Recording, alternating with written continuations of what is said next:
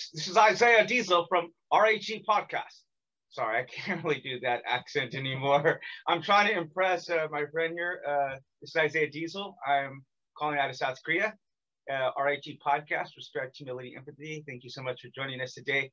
Can you tell me where you're calling out of, mate? We are coming from South London in England. England. What do you think about my hat? I'm wearing it just for you. Yeah, I love it. Yeah, we were just having that brief conversation about the show, The Peaky Blinders. So it's it's very appropriate. Let's say that. So I went to college with this guy who this guy swore he was going to like Oxford because he would come to school in like a full on out, like if he was like, I swear, like he was in Britain. I mean, he had like the full on out suit and like the pocket watch and the hat and the briefcase. And that's cool. He actually got in trouble because he was brewing wine. And this is Bible college, mind you. So he was brewing wine in his room and they caught him. So would that not like bring him closer to God, you know, like the creating of the wine type thing? Probably. Well, you know, as Christians, I fully accept that. In fact, you know, it's funny you just say this. Like today, I was just thinking, like, how could God possibly be against wine whenever like almost everything is fermentable? You know, I was cleaning out my refrigerator today, and there were some sweet potatoes, and they were been out there for a while, and it smelled like they were fermenting. I thought, man, there's like 1,000 things, like literally probably like 1,000 things you could ferment, you know? Yeah. So, and historically, a lot of Christians and even priests have been perfectly okay with drinking and even smoking tobacco. And there's not, I mean, if you're doing it in moderation, it's not really a problem. I mean, wow. I used to be an alcoholic, so I really got to watch myself because I can go in that direction. Do you still have a drink? Oh yeah, with my wife, absolutely. Okay, cool. Absolutely. Yeah. I mean, and I try to tell people this before. I wanted to get drunk. Now I don't want to get drunk. I enjoy the taste. I enjoy the lagers, you know. I enjoy a few pints. So can you tell me real briefly how you and I met? Yeah, we funnily enough, so you posted on the Facebook group Atheist Republic, just saying, hey, I'm this guy, I'm trying to do this podcast, etc. And podcast.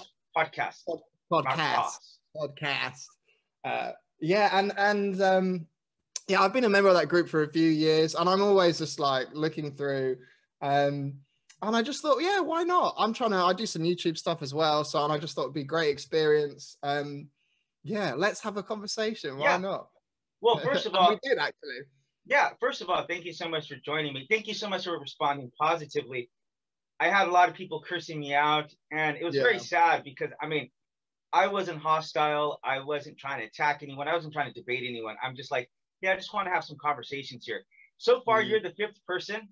You're the last person that I met in there to come onto the podcast, but everyone else has come, and we've had some really good conversations. In fact, just a couple of days ago, we had the 3rd conversation with one of the guys, and then another one of the guys is now like my co-host. So we're just trying to open up dialogue, you know what I'm saying? And you and I have had some great talks, and I really appreciate the time that we've had talking. Yeah, me too, definitely. Everything always sounds better in a British accent, so I really don't even want to debate you. You could probably be totally illogical, and you're going to sound better than me in the debate. Right? I mean, we'll see. I'll try. I'll do my best anyway. I won't. I'll try and not make the accent too strong anyway. No, I love it. But I mean, you really got to answer this question seriously. Do you really have a British accent in your mind? Seriously? Yeah. So, I mean, when I find this so funny. So when you hear your own voice in your head, right? Yeah, of course. I speak like an American. Yeah, with an accent. No, I speak like an American. There's no accent. So this is the thing. To me, you have a really, really strong American accent because you're an American, right? And obviously, like to you, I have this really strong British accent. But I mean, I would say, to be honest, like out of most people in the country, I kind of sit like just below London. So I kind of have that slight London accent, but not really. So I'd say I'm quite normal. It's not like a northern one or anything. So here's the real indicator. Do you speak with the British accent when nobody's around you, when you're alone? I mean, I just speak. I'm joking. Yeah. I'm just messing with you. I think the accents are awesome. They're not quite as cool as Aussie accents, but they're pretty cool. Yeah, I don't know. The Aussies are like cousins anyway, aren't they? Yeah, so, yeah. Actually, you know, before we get started, I want to ask you a few lightning fast questions called friendly fire. So if you wouldn't mind, you can answer these as quickly as you possibly can, and we're get started. You ready? Let's do it. All right. Top 3 British bands of all time. And Duran Duran is already number 1, so you can't say Duran Duran because that's already number 1. Beatles, Rolling Stones, Led Zeppelin. When you have your fish and chips, okay, what kind of condiments do you like to put on them? That's an interesting one. I quite like curry sauce at the moment. On fish and chips? Yeah, so that's like, it's kind of like a northern accompaniment. It's like it's kind of like a yellow curry tasting thick sauce, and you just dip the chips, and you can have it with gravy as well. Okay, last question.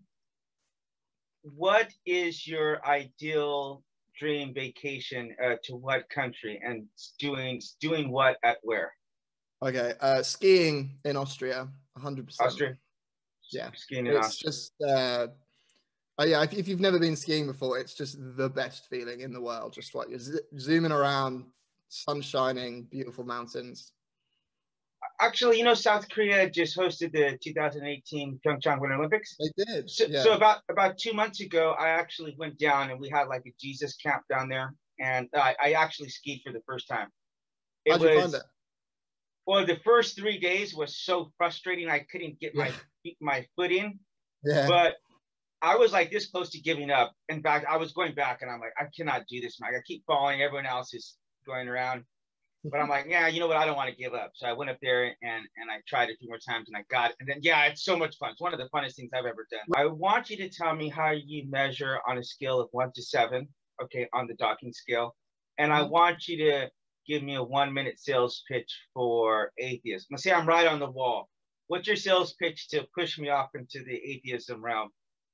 Okay, that's an interesting one. I mean, on the Dorking scale, I'd say I'm probably like a 6.5 in the sense that, like, yeah, I'm pretty strong. And sometimes I'm a 6, sometimes I'm a 6.5.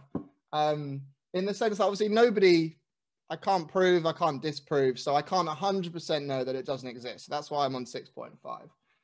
I suppose it depends how religious you are. So I'm very religious. I'm very religious. So I know you're very religious, but in the sense of like, so how much do these set of guidelines shape your life? You know, what do they potentially restrict you from? What views do they potentially give you to hold? You know what I mean? And this is the issue with kind of all religions for me, really.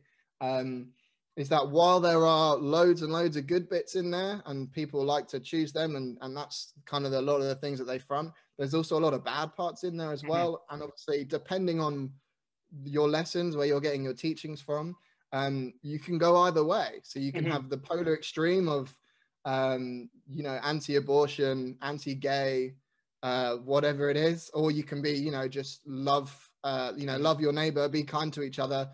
There's some great lessons there. Yeah. Yeah, it's just the others, maybe not so much. That's an interesting point. I will say that. Okay, so first of all, I would say that religion's absolutely changed my life, because I was a minister's kid, and it's because they have those rules. Like, I swear, my mom might as well have just taken me down to the bar herself and just bought me beer, because this whole like, oh, this is the devil's brew. And basically, I remember like the first time I had sex, like I was like, oh my God, like I was like, I'm gonna go to hell, man. Like, Really? I couldn't even enjoy. I thought, actually, to tell you the God honest truth, I thought I was gay. I genuinely feared that I was gay, because I had so much of a fear and so much of an anxiety associated with it that it couldn't be enjoyable. And so it wasn't until I started to throw away like the ideas that my parents taught me, and just try to embrace creating my own morality, I would say, that I was like, screw it, man, I'll do whatever, man. I mean, at that point, drugs, prostitutes. I mean, you name it, probably I've done it. You know, I'm tattooed. You can see I got tattoos here, head to toe. So I did go down the route because there's like, I think in retrospect, I was rebelling against my parents. And you could say, I think God's like your ultimate parent, you know, your heavenly father, call him a heavenly father. I did see a lot of hypocrisy, a lot of judgmentalness inside of Christianity, and that really made me want to have nothing to do with it. And in fact, I still see that now, and it makes me want to really not have anything to do with it, because I do see the hate that people put out there. And has that been your interaction with me? Just for the audience. No, not at all. No, not at all. You've been, you know, religion aside, you're just a kind gent that's easy to talk to. A bloke. I'm a bloke. A bloke, yeah, a mate, a pal, a chap. A chap. I mean, it's a funny one though. Like, yeah, the fact that you know, you're saying about like sex and stuff, and the, you know, obviously the opinions that were ultimately pushed towards you, and that obviously you know, gave you this negative way of viewing it. That's awful to me. I think that's awful. But in the sense that, and I find this as well, like quite a lot of Christians or just religious people in general, they don't necessarily adhere to everything that's in there, right? Of course, so, like, not. It's impossible. You're basing your own morals. You know, you're kind of deciding them for yourself. You know, because you're an empathetic person. Yeah, it's an interesting one, and that's the danger, though, isn't it? They're not. Some people are just going to take it completely literally. Yeah, it's down there, and that's how I'm going to live my life. And then that's ultimately when it starts impacting on everybody else. And so. Yeah. Okay, so you said a couple of things here, and I do want to clarify, because whenever I was telling you that about my own experience, what I'm trying to say in that is that I wish I would have listened to my parents. I wish I wouldn't have become an alcoholic.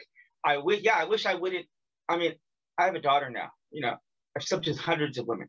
Like, I would hate for my daughter to know that fact about me. I would hate that I rented women out the same way you'd rent out a car or something, you know?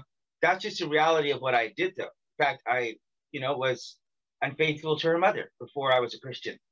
And we got separated. So, yeah, I mean, listen to this. So I was separated from my wife for 5 years, okay? I came back to South Korea. She got pregnant the night I got here, okay? So because we had officially got separated in Korea and not in America, they would not remarry us here in South Korea, because they're saying, because of the Geneva Conventions, like they're saying, when you got officially divorced here, you were divorced in America. So because of the fact you didn't do that paperwork, you need to go back and do it now. And mind you, my wife is pregnant. She's like 5 months pregnant at this point. So long story short, because if she would have given birth to the child when we were not married, they give like a really bad title, like, to the child, you know, like we'd say like a bastard. I mean, it's a weird situation. Long story short, we had to fly back to America, and the stress that put on my wife made her have, I don't know, I really don't even know exactly what it was, but she had to have an emergency surgery. And the doctor came out and looked me in my eye, and he's like, yeah, your daughter is not viable right now. And just like clear as day, like, no, like, you might want to sit down for this, like, just like, yeah, your daughter's not viable, and if we don't do surgery right now, you know, she's probably gonna die, just like that. And so my wife, she went in for the surgery, and I'm telling you, George, man, I fell to the floor crying like I've never cried before in my life. Yeah, it sounds horrific. Yeah, I begged God. I said, Lord, please. I said, please do not take this. I said, I will happily give my life up. I mean, I felt so. In fact, she's trying to get in. She's trying to break in the door right now. Get here, over here. I said, I will happily give my life. Like, I love this baby so much, and I know if anything happens to her, it's from the mistakes I made not listening to the Bible. Speak of the devil. Speak of the devil, and she arrives. Here she is. The most beautiful. They say, 안녕하세요. 네, 인사. Okay. All right. She made her cameo. Those things had some real life consequences, some stuff that I'm still struggling with today. And so I know what my life is, not giving two rips if I follow the Bible or not. And I know what it's like following the Bible. And so to be honest with you, I do accept the Bible as being literal, and I do try to apply it all. But the reality is that just the brutal reality is that it's very hard. There's a lot of stuff your natural inclination is not to do right. Like for me, I have natural inclinations for lust after women and being dishonest and being angry and even being racist. You know, I have natural inclinations that I have to keep in check all the time. So while I don't necessarily think prostitution is a great thing, because in general, you don't want people being exploited. Right. But in the same sense, if there's a woman who enjoys sex and she decides I want to go and have sex with money and that makes her happy, I don't see an issue with that. And the same thing as well. It's like the whole, you know, you were saying about how you've had sex with lots and lots of people. Yeah. While the whole prostitution thing, I'm not, you know, like completely on board with because of exploitation. But at the same time, I don't necessarily see having sex with lots of people as being a bad thing, in the sense, as long as you're just two consenting adults that are having a good time. Like, what's the issue there? You know? We'll have to agree to disagree on this point, because I know what it's like. I know what it's like to have to be married now after having to do that. And if I could go back in time, I would rewind it. And so we'll have to say we'll agree to disagree on that point, which is fine. This is what this podcast is for, that we share ideas. So actually, I want to ask you a question. Is any of your family religious at all? I have quite a, my partner's sister is very religious. Yeah. Heavily Christian. What about your parents?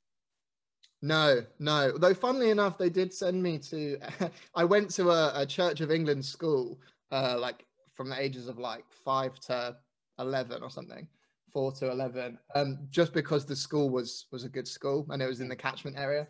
And funny enough, I can remember being in assembly. Every morning we'd go to assembly and we'd be singing songs about, I don't know, he's got the whole world in his hands and etc, etc. But anyway, I remember one day I was just like, I'm not doing this. I'm not singing today. Like, I don't believe in this. And they pulled me out after and were like, why aren't you singing? And I was like, because I don't believe in God. And I must have been like 10 at this time. Wow. And they said, well, you know, your parents sent you here, so they must want you to believe in God. I was like, okay. And that was the end of that. But I remember whenever I was at church and I knew all the songs, I knew all the scriptures, and I could sing these songs front ways and back ways, any ways. I knew them backwards, you know. But I had no idea what the actual meaning was. And I remember sometimes being there at church and I would see people like crying and singing. I'm like, I have no idea what this is about right here. Like literally, this might as well be in Chinese. Then when I came to Jesus Christ and had an experience and I was able to sing, I remember like the first weeks of being a Christian, I was just putting on this music and just crying my eyes out, understanding these lyrics for the first time in my life. It was an amazing experience. Actually, I just talked to my dad today, because now I've been a believer like 7 years, and it can start to get a little mundane. You know, I desire that fire that I had whenever I was first a believer. But do you find a lot of Brits are not religious? Because when I was not a believer, I went to the Netherlands. I spent about a month there, and I was so happy to see all these churches with no one in them, because I was a secularist. And I was genuinely happy to see churches going out of business. So do you have something similar like that in the UK?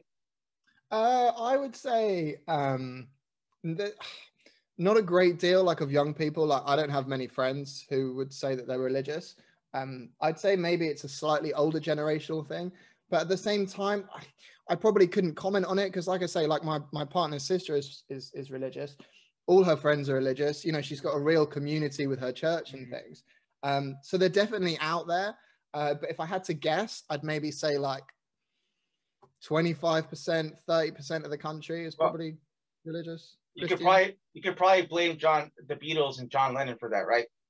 Because partially. They took all the lightning out of Jesus the Well, Beatles. that was the issue, wasn't it? That they said that they were more they said, didn't they, that we're more popular than Jesus. Yeah. And obviously, then all of the young women that you see in the videos all screaming for them, and instantly the church are like, oh, women and sexuality, like, oh. I'm not here to debate you, and I'm not here to try to convert you, because I know something. Anyway, but, yeah. What was that? I don't think you'd be able to. Oh, well, you'd be welcome to try. Here's the thing. Here's the reality is, it wouldn't matter if I beat you in a debate. It truly wouldn't. It would make absolutely no difference. In fact, if he didn't want to believe in God, it wouldn't even make a difference if he showed up and proved himself to you. Because you would say, oh, maybe I hallucinated or something this, something that. Like, to me, to me, it's, you can't, like, there is an intellectual side of it, and I do believe I have an intellectual side of it, but then there's also just a life-changing experience. So I can't give that to you. You know what I mean? I can argue with you, I can ration with you, but even if I could just flat out right now prove God to you, that's not something I would want to do. Like, I want you to know that I care about you, that I want you to see the genuine feeling of affection that I have for you, and you know that already from our talks.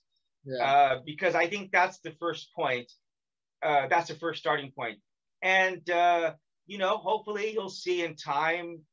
That's what I am a missionary here, but I'm a really slow missionary. I'm like, before I tell you that Jesus Christ loves you, I want to show you that I love you first. And Christians, a lot of Christians are like, yeah, Jesus may love you, but I hate you. You know what I mean? Like, they have a lot of hatred. So that's not my brand of Christianity. That's not, that's not what I preach. But that being said, I'm not here to debate you, but I just generally want to see your side, your perspective on a few things. Okay. Sure. So if you were to just, and mind you, we're both going to see this situation just objectively here. Just take a step away from what you believe or I believe and just say, hey, sure. What is the best side that I find of the other person's views? Okay. What would you say? Top two. I think the big one, and I think the one that kind of pulls people over, it's a few things really. It's the whole life after death. So, you know that eventually when you die, as long as you follow these rules, you're going to heaven. It's going to be fantastic. I think that's the big one. I think it's the big one for people. I also think it's the sense of kind of, nobody, or personally, I think nobody knows, we're ants on a floating rock in the middle of a massive universe, right? And by choosing a religion, that gives, it gives you the idea, I know where I am in this world. You have meaning, purpose. You know what I mean? Yeah, I have a place. I'm meant to be here. Yeah. And I think that's why it pulls a lot of people in. I think that's why it makes it difficult to, I'd use the term kind of free your mind, but I think that's kind of maybe a little bit rude. No, please. I call it liberation. I call it liberation. I think it's a really difficult, I personally never found it too difficult, because I think I can't really remember not believing in God. No, right? Okay. I personally I've never believed in any sort of a God, but I can really appreciate that if you do, particularly, and you're kind of a special case in the sense that you kind of found your religion later in life, or you kind of had up and down. But I think if you're a child and you're learning all these things, like you're a sponge, you're taking all this different information. Someone tells you this is the religion that we follow, that's what you're going to believe, because you're a kid. Fair enough. You reach a certain age, it's going to be very difficult for you. Your brain, it's almost going to hurt. It's ingrained. You know what I mean? It's such a huge different way of thinking. Or suppose I'm trying to kind of see it from somebody else's point of view. Yeah. But in terms of the benefits, it's a safety net, it's a sense of belonging, a sense of purpose, it's a life after death. I can see loads of positives in that sense. So I just interviewed a chap, or the guy who I said we interviewed 3 times from the anti-theist group. Yeah. No, his name is Robert. Robert. Yeah, Darrington's my new host. We're going on tomorrow actually discuss very similar topics. So that guy's been a great guest so far. So so that guy, his son died, right? And so he was telling me, like, look, I wish I could believe in God. I wish I had this reassurance that I would be reunited with him someday. He says, but it doesn't really, like, he says, like, believing in a lie is just escaping reality. So I said, if that's what you believe and you hold that tight to that, I said, the level of respect I have for you is off the charts. Because personally, if my daughter died and I didn't believe in God, I would say I would rather accept a lie than to know that this was going to be my last interaction with my daughter. Like, I'm just telling you on a personal level that I may be, and I probably am, a lot weaker of a person than that guy, because he is former military. And so I said, generally speaking, the level of respect I have for that is really off the charts. And I don't want to give him any cliches, really. I just wanted to hear from him about, because he had mentioned this in another topic, because I was like, I just asked him, like, a theoretical, I was like, well, you know, if your child died, would you feel like comforted by that, a belief in God? And he's like, well, actually, my child did die. And so we were able to talk. I mean, I cried multiple times on the episode. We'll make it available on this link in the description. So, and maybe that might transition very well to ask you, then, what are the weakest sides you find of atheism?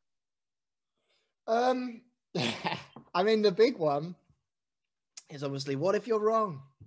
What if you're wrong? God. And funnily enough, I've heard you guys talking about Pascal's wager. So I didn't know what that was, so I had a quick look. And actually, I kind of got it in the sense that, like, yeah, I get it. Like, you know, why not just, like, follow these little rules? It's a good bet. You never know. So I suppose the biggest one, yeah, it's if you're wrong, it's a big thing to be wrong about. But at the same time, I find it so difficult because there's such a number of religions out there and gods. It's like 3,000 gods or something, right? Yeah. I got about 1,000 tattooed on me, so. Which is really cool. But you're a special case in your sense. You're not. I don't see you as a typical Christian. Yeah, very much. You know what I mean? I don't mean that in a bad or a good way. I just don't see it. No, I don't want to be a typical Christian, because I was turned into an atheist by Christians out of Bible college. It was actually right in the middle of the Bill Clinton sexual scandal thing. And you would hear people, oh, I did not have sexual relations with that woman. And I was like, with all the internal stuff that I had going on, I'm like, these people would crucify me alive if they knew what was going on in my life, you know? So it made me cower in fear. And I'm like, I mean, I just got worse and worse and worse. I could have sought the professional help that I needed had those people, you know, not been so hurtful and hateful. And I really wish I would have experienced that, because it made me hate God. And I hate to say this, but I used to go out of my way to try to commit as much blasphemy as possible. Like, I used to try to sleep with Christian women, you know? I used to say, like, yeah, I used to be like, look, God, look what I just did to this girl. You know, I mean, I was out there. I mean, put it like this. This would give you a sense of where I was mentally. I had it, like, my ultimate fantasy was to wake up one day and to 1 through 10 break every last commandment, like, in order. Just to say, like, F you to God, man. The level of hatred I had towards God and myself. I mean, it's funny though, because even, like, while doing that, you obviously still believed in God. Yeah. Or it appears to me that you still believed in God, because you woke up and was like, yeah, you God, I'm going to do this to annoy you. You know what I mean? Rather than just, like, I'd think if you didn't believe in God, you'd just be like, just going to do what I want because nothing matters anyway. Like, you know what I mean? That is a very valid point. Just an interesting one. And I have had people tell me that I wasn't truly an atheist. And probably, maybe that's true. Maybe I was an anti-theist.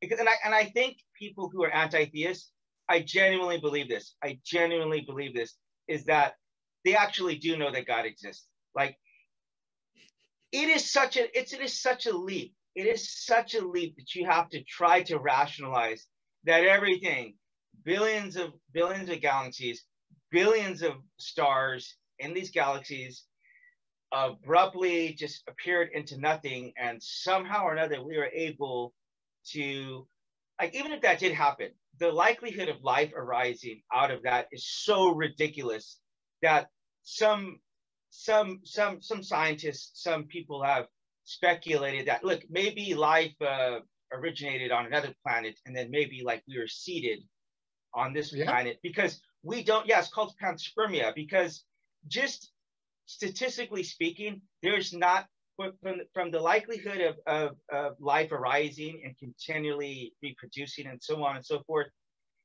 the likelihood of that happening, statistically speaking, the sun would have burned out before that reality even happened. So I was trying to convince myself that there wasn't a God, because I generally just wanted to do drugs, like drugs and drinking. Those drugs are great. Yeah, why not?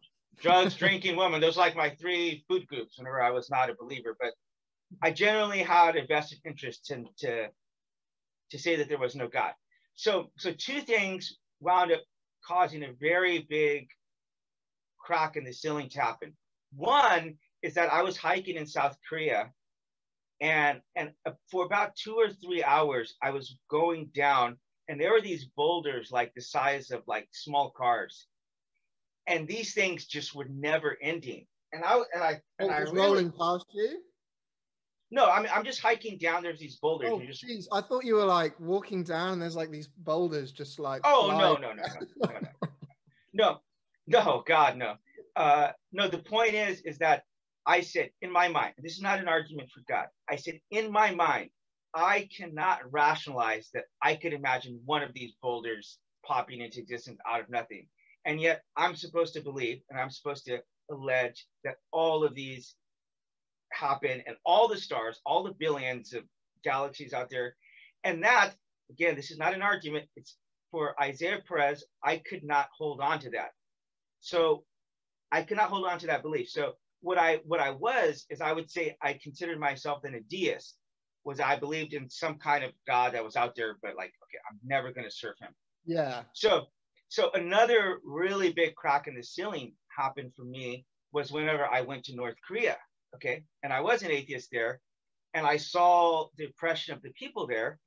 And I try to analyze this from my worldview. And I said, wait a minute, Kim Jong-un, or Kim Jong-il, actually, his father was in power, but like, he's more evolved from these people than these people. He's using them like you would use cattle. Yeah. And I couldn't logically, and I'm not, again, this is not an argument. I'm telling you what was Isaiah Perez was comfortable in my own skin. And because of the fact I couldn't do that, I had to say, okay, literally F you to God. I'm going to do everything I can against you. But then even after that experience, listen to this. So I may have told you this story, but I got myself into a situation in the Philippines where I had went into the slums and I'd given away all my money. And speaking about prostitution, okay, I'll just say it. I went there for sex tourism, okay? The first night I got there, I felt very convicted about what I was doing. So I stopped myself. I went into the slums, and I eventually paid for one woman to quit her job so she could start a business and take care of her. She wound up telling me her whole story, you know? Yeah. And I wound up giving away all my property that I had on me. And I gave away all my money too. So when I went to the airport, they said, you need to pay an exit fee to leave. They wouldn't take my credit card. I asked all the passengers, nobody would help me. And I realized these people really wanted me to miss this flight, man, because I offered them my digital camera. I offered them to give them $100 extra, because it was like $7. It wasn't even a lot of money. But as I realized I was going to miss that flight, I'm like, all right, I don't want these people to see me. I looked in all my bags. I knew I didn't have any money in there. I knew I'd given away everything. But as soon as I went to put on my bag, God spoke to me and said, look in your bag one more time. So I unzipped it, and there was one note and one coin. That was the exact amount that I needed. So I jumped up, ran, paid the bill, and caught my flight, right? And as I'm sitting there, I'm like, I can't believe God just spoke to me right now. But let me ask you a question. Do you think that caused me to give my life over to God, knowing that God existed? No, it didn't. I don't know, but if it happens to you, it's a very strong argument. Like this is the thing, I've never had any experience like that. And in some sense, it would actually be kind of like interesting to kind of have that experience to then see what viewpoint I'd kind of come from, whether I was like, what the hell was my brain doing? Or, oh my God, you know, I'm a believer now. Well, that's the point I'm trying to make to you, which is like why I wouldn't try to win an argument with you, because I knew 1 gazillion% chance that God existed at that point. And it didn't stop me from not doing what I wanted to keep doing. I still continued to get prostitutes. The reason why I felt bad about it in the Philippines is because those people were really poor. I was able to mentally justify it in my mind in South Korea that, oh, these women are rich, they're good looking. But when this woman was there crying her eyes out, telling me that she has to do this to support her child, that broke something inside of me. And I'll tell you just a funny story, not really funny, but my dad, I called my dad and I said, hey, Dad, because he had access to my bank account. I said, I need you to send some money to this person in the Philippines. And my dad's like, why are you sending money to someone in the Philippines? And I was like, obviously didn't want to tell him what I'm doing, you know? And I'm like, well, my friend is stuck down there and I'm just trying to help him out. So he's like, oh, all right. So he sent it. I wind up helping her. And then she actually wind up trying to extort money out of me later on because he wanted me to keep sending her money. He's like, I'm going to tell your dad what you're doing. You know, I'm here. So yeah, it was a pretty messed up situation, but I did get to help her out. And the truth is that I didn't come to Jesus Christ till 7 years after that. I forced myself to forget that. So I don't know why, if God would have killed me instantly after I left there, it would have been totally justified. And if I went to hell, totally 1,000,000% justified, because he proved himself to me. And I said, I don't give a flying F if you're real or not. I'm going to live my life the way I want to live it, period. There's nothing. I literally said, you're wasting your breath on me. So so that's just the truth. Anyway, but I do want to transition for something else. I want to say that, and this is not always the case, but my experience is that with atheists is that they tend to be more logical and scientific than I guess religious people, because of the fact that in order to reject a religion, you need these tools to reject it. Whereas if you're religious, then you could just hold on to, oh, God's doing stuff and I can't really understand God and this and that. So I think that is one of the most appealing sides of atheism, I would say. Maybe number one. What do you think about that? I mean, it's, and again, I'll try and be as kind of polite as I can be. To me personally, believing in the idea of a deity, God, and this isn't how you'll view it at all. You know, you're saying on your half, I can't even fathom one rock being like misplaced here. It's an accident, right? That's kind of what you were saying earlier. Yeah.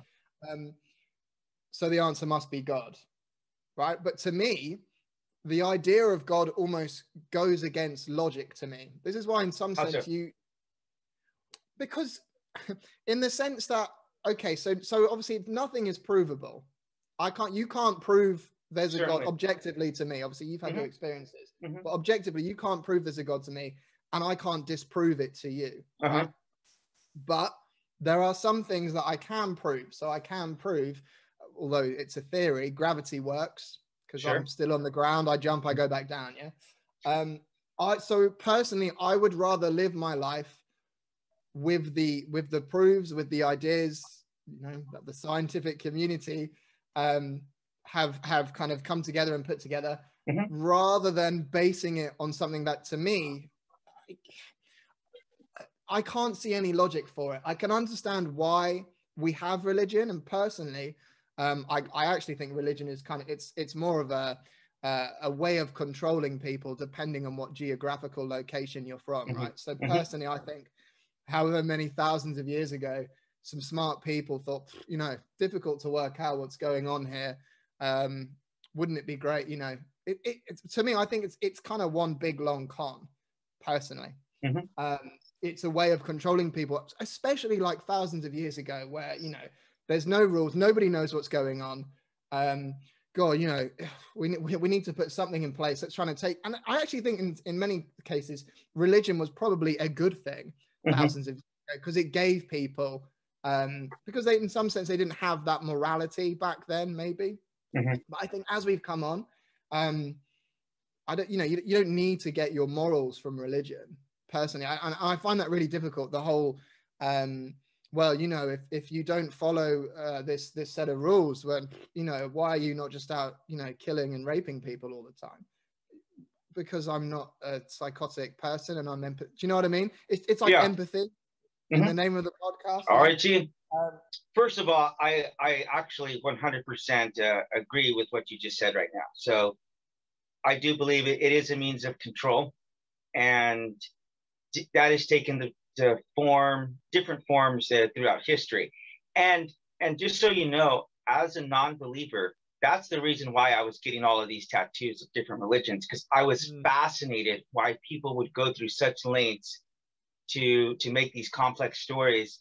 And it boggled my mind. You know, I went into Palestine, I stayed in the mosque for a week, went and saw how Buddhists live. I mean, it's really interesting stuff to me. Yeah, sounds it. Yeah, it was an amazing experience. But that being said, so it is positively, and this is probably number two, what I'm saying, I think I like most about atheism, is if you believe that this is your only life, which apparently you do, and this other chap who lost a kid, and I said, you definitely have a distinct advantage over someone like me, because I believe that I'm gonna have another life with my daughter. So I wouldn't be even halfway as inclined to cherish every last kiss, every last hug, every last moment I have with my daughter, you know? Yeah. So in that sense, I positively believe atheists have an advantage, an immediate advantage. Okay, one. Two is that they, generally speaking, this is not always the case, they generally tend to be more healthy than Christians. Most ministers and most Christians I know are obese, and I rarely see like really physically fit Christians. But I find that atheists tend to put a lot more emphasis on healthy eating and exercise, outdoor activities and such. Yeah, so, of course, that's not always the case. I'm just saying that's not always the case. It's an interesting concept, and in some sense, I kind of get what you're saying. Like, it makes sense in the sense that, you know, you've the idea that you've got one life, live in the present, you know, treasure your body. You gotta, you know, you want to last as long as you can. Yeah. Yeah, I don't take that myself. I really should. But, I have a philosophical question, and I really want you to think long and hard about this. Okay. Why don't Brits put R's at the end of words? Okay, it's water.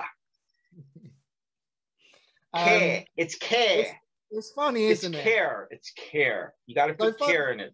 Funnily enough, I think the kind of the same with Americans. So in how why do we pronounce R's? You darn Americans pronouncing your R's. Why is it like you have all these different changes, right? To kind of similar words. So like where we say pavement, you guys are like sidewalk, because you're so, and this is a comedy sketch, but basically says the Americans are so stupid that they have to be told to walk on the side, otherwise they won't know where to go, right? There's other examples of that as well. I'll try and have a think about them. So yeah. So let's make a quick transition to America versus Brit. I'm glad people can't read our text, man, because I've given you a lot of heat for being British. And part of that, you know, I just want to build up a little bit of friendship and camaraderie. Obviously, I love people from every country. So anything I've ever said to you has been totally. Oh, I know, man. It's just messing. It's fun. But I know. Don't post those texts. But what would you say Brits general? And obviously, we cannot stereotype everybody. But what do you think Brits' general perception of Americans are? Honestly, yeah, absolutely. Sound loud. Yeah. Overweight. Ignorant. Bible bashers. I think that's a good 4 to start with, anyway. Ouch. You know, it's funny. Everybody actually interestingly enough. And in like the past, since Trump kind of came in, everybody seems to be more into like American politics, because it's just everywhere. We're very similar. I think the UK and America are very similar countries in the sense that, particularly at the moment, you have this huge issue of the 1% and the 99%, everybody having the wealth, right?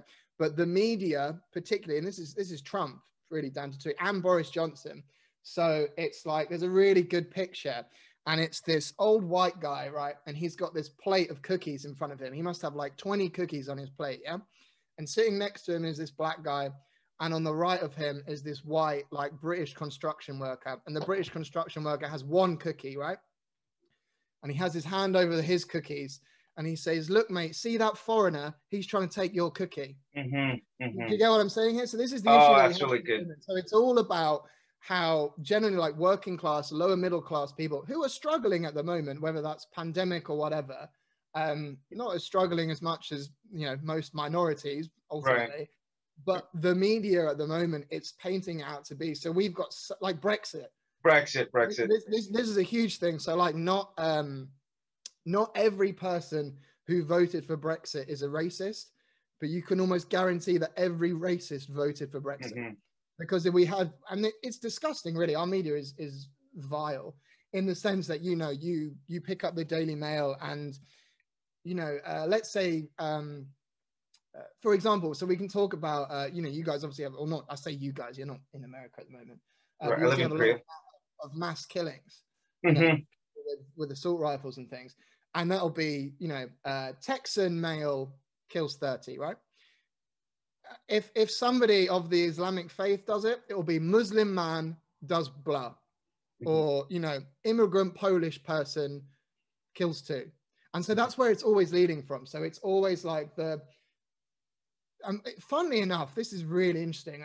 Recently, 2 days ago, I think in this country, the own conservative government just put out basically a kind of falsified statement that Britain is a model in being like anti-racist. We're not a racist country at all, according to this finding of the Tories. We are inherently racist over here. That's why we have Brexit. It's why that we, you know, there's all of these. It's like it's the same with you. It's the whole Trumpism. They just had, you know, those Asian women were murdered. Right. It's the same sort of thing. It's quite sad to me in the sense that I really, you know, we're almost going backwards. We had somebody recently, you know, we actually have quite a lot of people still doing the Nazi salute at these kind of white, in Britain, at these kind of white power rallies, anti-lockdown rallies, Brexit forward rallies. We really are going backwards. Our immigration policies are getting worse. Ultimately, we had something a few years ago called the Windrush generation. I don't know if you heard of that, but basically people, I think they were Caribbeans that had been living in this country for 50, 60 years, got deported. A few people got deported. They lived here for 50 years. And then we just produced this thing saying that we're anti-racist. It's insane to me. So I kind of see Britain as kind of America's younger brother following the same path. Or kind of vice versa, but they're very similar countries. I think America does it bigger because you're just a bigger country. But yeah, we're kind of equally immoral too. So one thing, and by the way, please understand, I love all Brits. I love all Scots. I love all Muslims. I have no beef and animosity against people, okay? Gays, transsexuals, whoever. That's not the kind of Christian I am. Yeah. But I'm telling you, from having met enough Brits, they seem to be really, really anti-American. And to a huge extent, I'm anti-American as well, because I'm not for that anti-immigrant, for the greed. I'm not for any of that. I live overseas, and the fact that I can send my daughter to school and not have to worry about her getting shot is one of the biggest reasons why I live in South Korea, okay? So I'm from California. Like, you cannot walk down the street at 4 o'clock in the morning. I live in Korea. I could go anywhere I want to at any time of the day, and I don't have to worry about that. So that fact alone tells me that Korea is eons, light years past America. Yeah. There's drugs. I mean, I've had 10 of my friends murdered, you know, by guns. Yeah, that's an insane figure to me. It's an insane. I've had multiple of my friends just shot point blank. One of them, a mother of 3, just shot right in the head multiple times. I have found the reason why Brits dislike America, you could agree or disagree with this point, but it's not that they actually are against what they might describe as nationalism or imperialism, because the reality is that there's been very few countries or very few empires who have been as has had such a big empire for such a long amount of time as Britain. So when I see this and I examine this, what their beef really is not that America is the one on top. It's that it's no longer Britain on top. Mm-hmm. And basically World War II sealed the fate for the British Empire, because basically all those, you know, they just lost so much ground over the last 100 years between both world wars. And so to me, it's hypocritical. And I understand, because I'm a hypocrite. I'm the biggest hypocrite that I know. I'm very open about that fact as a believer, that I am a hypocrite. But whenever you're a hypocrite, you understand that, hey, this is just something people naturally do. People naturally just hypocritical. If I do something wrong and I see you do something wrong, I will justify it in my mind and condemn you, you know, very quickly. So this is something that we're capable of doing as Americans, as Christians, as humans. So I took it so personally when I first got to America and I saw all the Brits, all the Canadians, all the French people bashing America, because like I was very anti-American when I got to South Korea. But then after seeing that, I'm like, the justification, like I understand we do some bad stuff, but your guys' justification, whenever you guys, like, for instance, let's take the Iraq War, for example, like that whole situation was caused by Britain, you know, carving up parts of the Middle East and even, you know, Hong Kong and Israel. Like those problems were started. If you take a look at Africa and Vietnam, like those problems were created because of the French. So it's not like, how in the heck are you going to blame one country who's been around for 250 years for like all the problems of the world? Like the French, the Spanish, the Brits were doing this for hundreds of years before America was even a country. So in that sense, I don't take it personally, you know? Honestly, I actually think the majority of people I don't think their reasons for disliking America is anything to do with like that you guys are kind of on top. I actually think it's more to do with the gun laws, because we just don't get that at all. And I know you're the same. Maybe like the older generation, I don't know, maybe people like above like maybe 60 or 70 might kind of remember these days, you know, the good old days when Britain used to rule the world, etc., etc. I don't think most people are like that. But again, I'm only talking from my own experiences. So I live in a relatively wealthy part of the country. You know, I had an okay education. Not everybody does, you know, there's loads of different levels of poverty up and down the country. Ultimately, not everybody gets as decent as education as everyone else. So it just continues that spiral, you know, of misunderstanding things. Yeah, it's a funny one. I do think the big one though, it's just they go like America, guns, like kids are getting shot every day and you still haven't controlled your gun laws. We just don't get that. Well, I don't get it, and I'm American, and I don't get a lot of things that Christians do, you know, this anti-Muslim sentiment, anti-gay. I just don't get it. It's not, I mean, am I against homosexuality? I'll just be flat on saying that I believe in the realms of the Bible that it's a sin, and I do not believe that that's the best thing for a person to do. I do believe that it's wrong. That being said, man, I was an alcoholic. I was a womanizer before. What footing do I have to slam someone like that? And well, that's the point. I have none. You can believe what you want, but as long as it doesn't impact on other people's lives, then that's fine. Yeah, and I do believe if you listen to the podcast, I do believe they should have the right to marry. I believe that I don't believe that people should be allowed to use hate speech against them. So that's just where I am.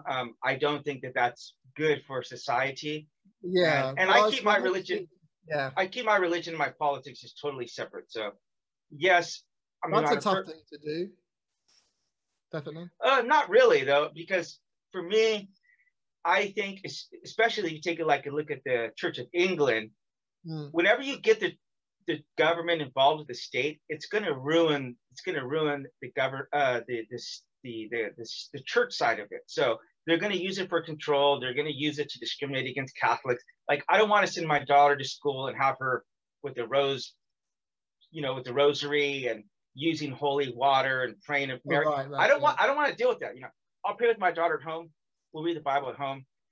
I just don't want them to use it against me. And I'm sure that the Catholic is not going to want my style of prayer in the school. You know what I mean? So it's a conversation best not to,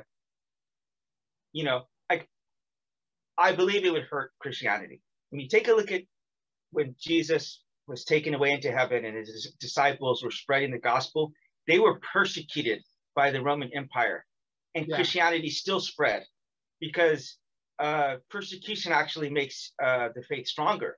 So whenever you have the government and just ordinary, everybody's like you have to be a Christian to be a well, it's kind of the sense that maybe if they hadn't have killed them, hadn't have killed Jesus, maybe it wouldn't be actually as widespread, because I suppose that's kind of like more, you know what I mean? They're almost shining a light on it kind of thing. Yeah. Like, oh, we don't want this, so let's get rid of it. And then everyone's like, hang on, what are they doing over there? Oh, actually, I kind of, it's an interesting one. It's funny. I mean, I think like in terms of that though, that's just, it's especially like thousands of years ago, you're trying to work out what's going on and everything is so like, you're trying to make understanding of the world. If you're given that story by someone, I mean, if you don't know much better, then hell yeah, you're gonna believe it. I want to ask you, what's your opinion on, like, do you have Christian friends, and how do you think it is that we can, as Christians, as atheists, how can we be friends and not let this one issue like separate us? Well, what's your thoughts on that? I think you can have these conversations. Like, obviously we believe in very, very different things, but it goes back to your, the title of your podcast. I think it depends what type of person you are. So in the sense of like, if you're a Christian who generally just wants to be a kind person, respects others, we're never going to have a problem as far as I'm concerned. Like, you can completely believe in whatever you believe, but as long as I don't deem that to be kind of hateful or whatever it is, we're never going to have an issue. So I suppose in kind of maybe bridging that gap, it might almost be quite useful to kind of have a list of things that we do agree on, in the sense that like, so you could have things in relation to, I don't know, healthcare, education, you know what I mean? So like we could go, we both believe that everybody deserves the right to be educated. And healthcare, oh my God. Not educated by a religious sect. So just educated by the state. No religion brought into that as far as I'm concerned. You go do that on your own time. That's a big, that's a way of bridging the gap. Absolutely. Well, look, so as far as politically, I'm pretty sure we'd probably agree like 98% of the time politically. Yeah. I'm almost positive because I live in South Korea, where we have universal healthcare. So I can't even entertain the kind of stuff that Americans say about British healthcare or socialized health, because I live it out I see it here every single day. So it's just, everybody has access to it, it's not out of reach for anyone, and you're not going to go bankrupt here, So, and it's decent, like maybe the top 1% in America will get better healthcare than anyone in South Korea or in the UK. Yeah, like maybe. A lot of Saudi kings and stuff will go over to the UK. Like, if you have a lot of money, it's the best healthcare in the world. But your average bloke, your average bloke, your average lassie, your average lad, your average Sheila. So I'm trying to be culturally sensitive to you. That was Aussie, that last one, but I like that. I know. But you know, that's the truth. I mean, I'm sure if you and I went out for a lager, a few pints. I'd like that. Yeah, that'd be cool. I really would. I would love to see. Dude, actually, if you're ever in London, give me a message. I'll come meet you. Without question. You're actually gonna owe me a few lagers for that little me help you on your channel. I'll buy the first few rounds. That's cool. No, but seriously, the whole idea for this podcast started inside of an atheist group that I went there kind of like to debate some people, you know, maybe get a little bit testy. And they met at a pizza parlor. And we had beer and pizza and we talked for some hours and realized I'm not that much different from this person. We have a lot of same values, you know what I mean? Like, I think this is my own personal opinion. Like, I think we have 90% in common, but everybody focuses on the 10%. Yeah, I'd agree. And so for me, for the podcast, I put myself out there. I tell the truth about myself. I talk about my own failures, my own shortcomings. I don't try to act like I have all the answers. And I think whenever people do that, it can be very dangerous. And I get scared of Christians who do that as well, that we have all the answers and we need to force this down on everybody else. I don't believe that way, you know. I definitely believe that the Bible is the right way, but I do believe that if you're being forced, if it's being shoved down your throat, it's not legitimate, it's not sincere, and you're ultimately going to rebel against it the way that I rebelled against my own parents, you know. So yeah, I mean, I think the way you're presenting it in the sense of like, this is what I believe, but you know, I don't have all the answers. I think that's the big thing, in the sense of like, you can present your idea, but you're actually open to kind of have that conversation about it. Whereas if you're coming, you know, if it's a priest or whatever, they're going to believe this. Nothing you can say is going to change that. So the conversation in that sense is over. You know what I mean? You can't have that conversation with them because there's no point. And maybe that's why. And I suppose, you know, you were talking about kind of the hate that you kind of got from going on the group. I can kind of, it's difficult. I can kind of understand why you kind of got that hate, in the sense that like, oh, you know, another Christian. One, okay. Because there's a lot of Christians on that group who are constantly just like throwing scriptures and things on there.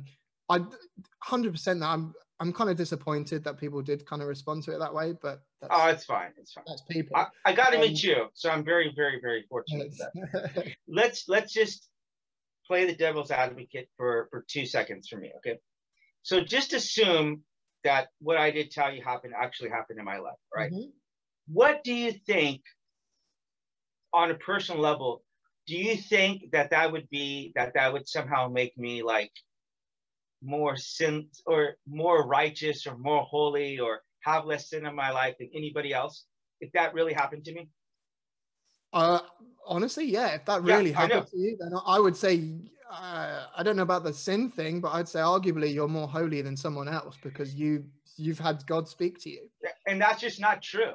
I mean, I could tell you I'm probably sin more than your average Joe Blow Christian. That's just the reality. It's just true. Holy in the sense of like living your life as described in the Bible, but in the sense that like it, in some sense, and this is the difficulty, isn't it? Because to you've had that confirmation. You know what I mean? Whereas most people, and even a lot of Christian or religious people, don't have that confirmation. So in some sense, they're basing it on faith, right? Whereas almost you're not basing it on faith. You're basing it on your own experience, which has happened to you, which is true to you, obviously. So it almost makes your belief in kind of some ways slightly easier. Do you know what I mean? Because you've had that affirmation. Whereas most people, like, you know, they're constantly like, God won't speak to me, etc., etc. Why won't he show himself to me? And if that happened to me, it's like I say, I don't know how I would respond. And in some sense, I kind of think, you know, if I'm thinking about it logically, I'm not going to be like, okay, you know, let's say God spoke to me after this call.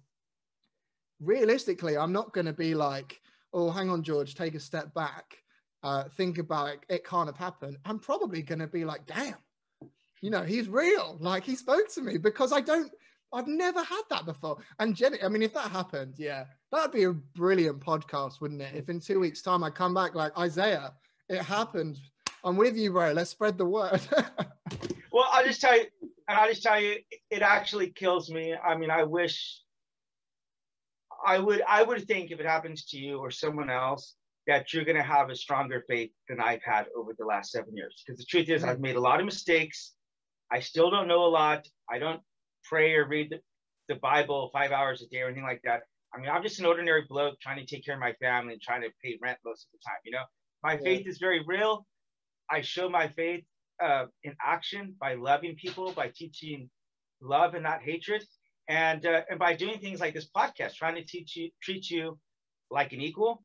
You know, I don't care that I've had that experience. I really don't care. The biggest difference, the biggest miracle that happened to me is the depression, the suicidal, the alcoholism, the womanizing that got me separated in the first place. You know, the fact that he fixed that I have joy, that I have peace, that I have love in my heart, that I can sleep at night. You know, I used to have insomnia. I used to not be able to sleep at all. So that to me is the biggest miracle. And that's what I would rather talk about, the change that he's made in my life. But, you know, with that being said, can I ask you a question just briefly? Do you think if you continue with these, you know, you had all these experiences, but let's say that rather than God appeared to you, you went to, say, some form of support group without any religious connotations attached to it, do you think you would be in the place you are now? Or do you think that you had to have that kind of intervention from God to kind of see you on your way? Or do you think you could just be support from anywhere? Well, I will tell you this, because I actually made a post trying to get ideas for like a podcast, you know, asking people what's the best side of the other person's position, just so I can have some ammunition to talk about with Darrington.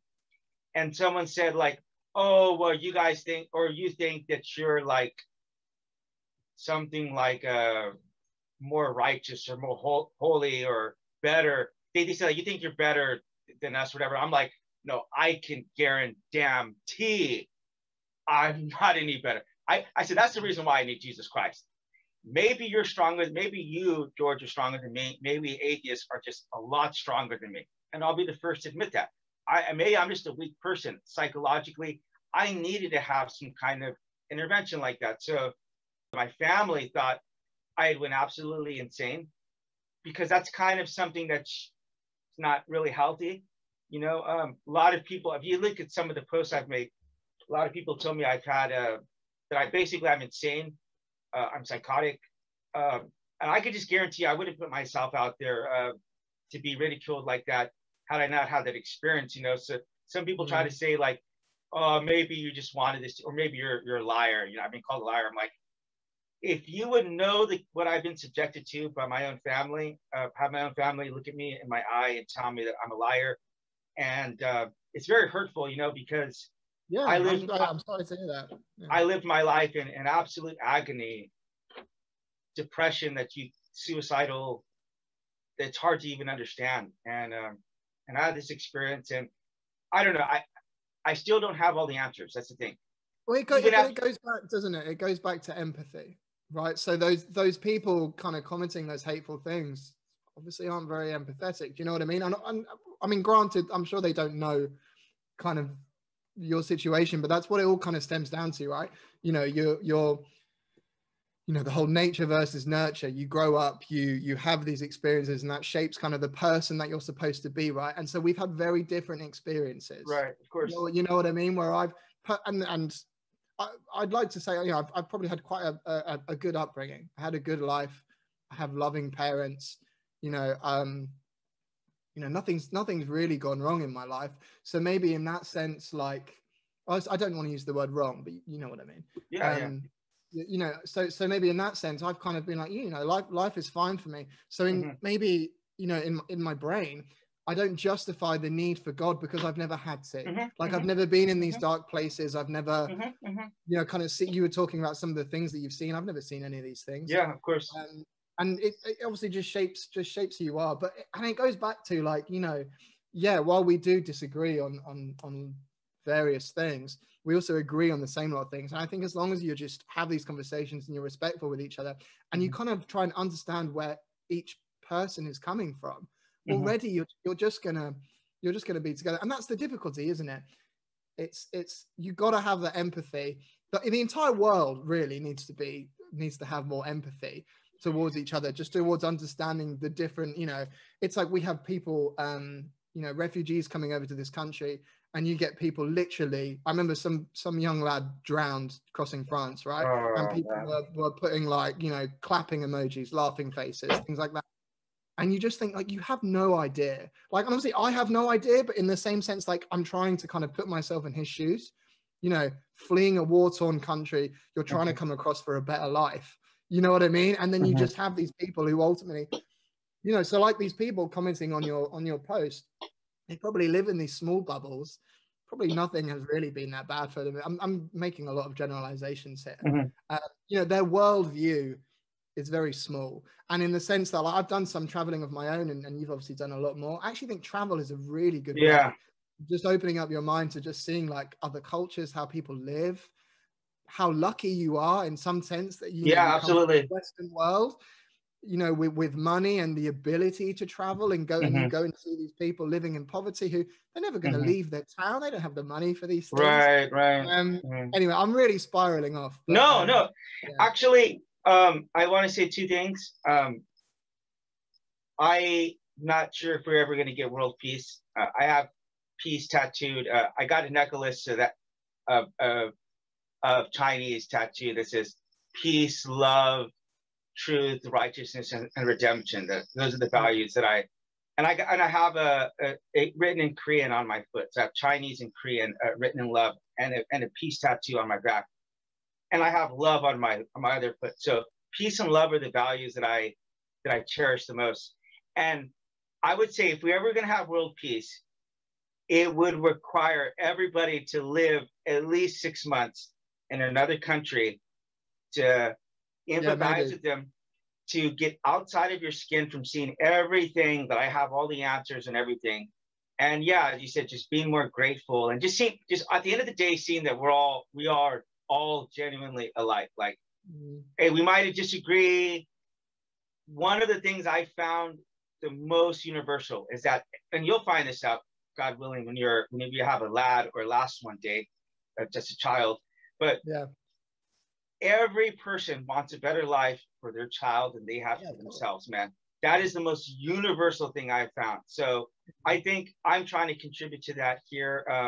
And that being said, I just really want to thank you for telling me about, hey, it's not something personal about me. I'm being lumped in with the people who I disagree with. I disagree more with those people who are hurtful and hateful and think that they know all the answers. I have more of a beef with them than you guys have a beef with them. But I understand I am being lumped in with them. And so I do try to... I think everybody's always going to be put into groups. You know what I mean? Whatever it is, I'm white, you know. I'm white and I'm British and I'm probably middle class. But that's the issue, isn't it? But then at the same, if you kind of strip it down, we're probably like both like humanitarians. Yeah, absolutely. You know what I mean? So like, it's kind of like, take away kind of the smaller, you know, negative ideas of like self-worth and what group you fit into, and maybe the wider like aspect of kind of what your morals are and where you kind of, what direction do you want the world to go in? Yeah, absolutely. And with that being said, George, I really positively want to thank you for, first of all, reaching out to me in the group, coming onto the show, for talking to me, listening to me as a human, and being a part of what I'm trying to do here. You know, I have a very small platform, and kind of I've loved it, dude. I've loved it. It's been awesome. Nights and weekends, this is what I'm doing. That I want a better world for my daughter. So I really want to thank you for that. And with that being said, we really want to thank you for joining us today at RHE Podcast. Don't forget to subscribe, and we look forward to seeing you at the next episode at Respect, Humility, and Empathy. Thanks a lot.